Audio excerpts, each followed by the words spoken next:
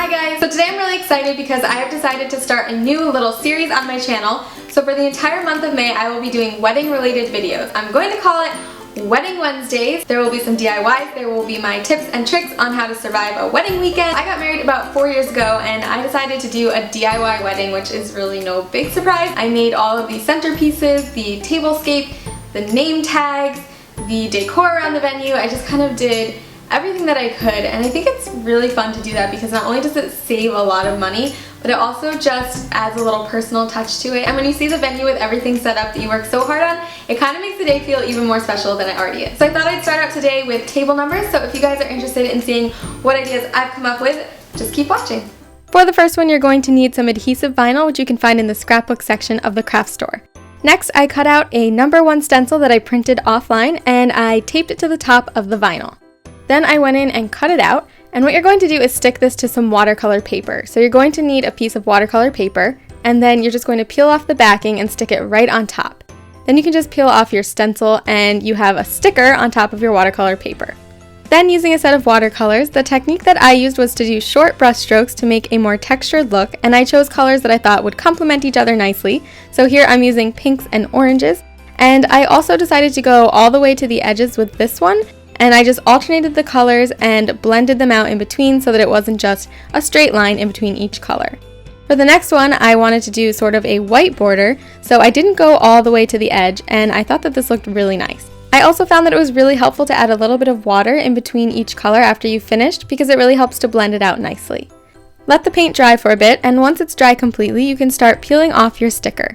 So start peeling from the bottom. It should come off nice and easy, and you will see your bright white number showing through your watercolor. I really like the contrast here.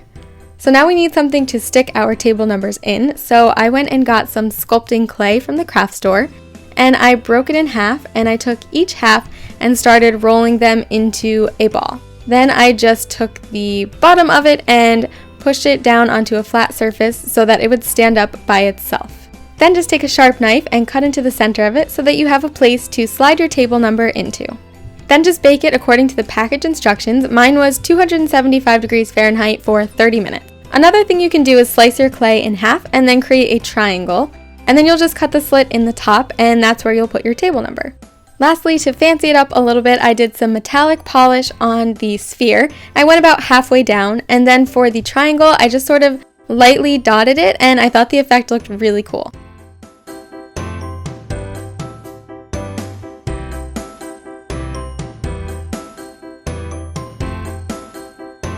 The next one is also a watercolor, so I'm just tracing the glass from a picture frame onto a piece of watercolor paper, and then I'm going to cut it out, and this is creating my canvas for my next watercolor. The technique for this one was a little bit different, so what I did was kind of use a more blotting pattern, and I used colors that did complement each other, but I just sort of blended them in different sections and didn't really pay attention to where I was putting each color, made it a little bit more abstract, and I didn't go all the way to the edges or the corners, and I thought it looked really cool. Then using a chalk marker, I traced my number onto my frame, and chalk markers are really cool because they just wipe away easily with a paper towel and a little bit of water, and so if you make a mistake, it's no problem at all. They come in all different colors, gold, bronze, white, whatever you'd like. So I just colored it in, and then I replaced the glass, put the watercolor behind it, put the frame back together, and that's it. You have a table number.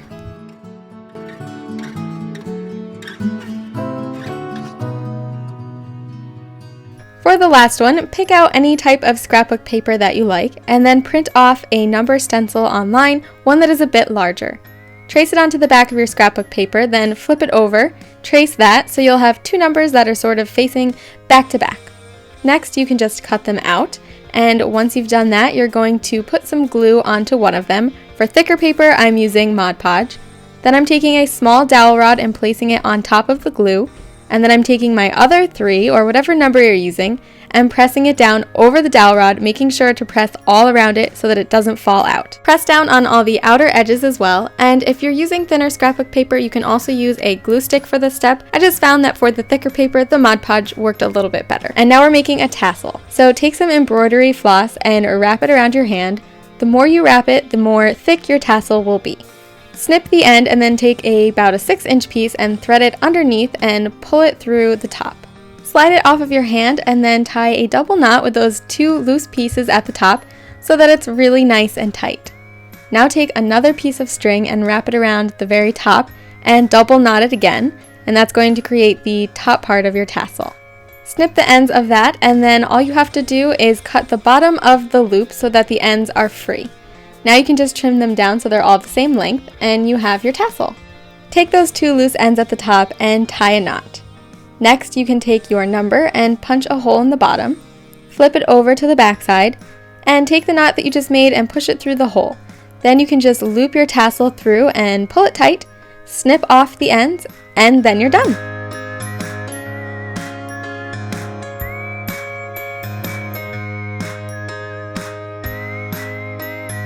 Okay guys, thanks so much for watching. I really hope you enjoyed my ideas today, and I hope you're as excited as I am about the month of May and all my wedding related videos. I have so many good ideas for you. I can't even wait to show them all to you. Give this video a big thumbs up if you liked it, and make sure that you subscribe so that you get a notification every week when I post a new video.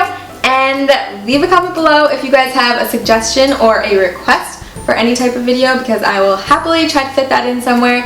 And I'll see you guys next week. Bye!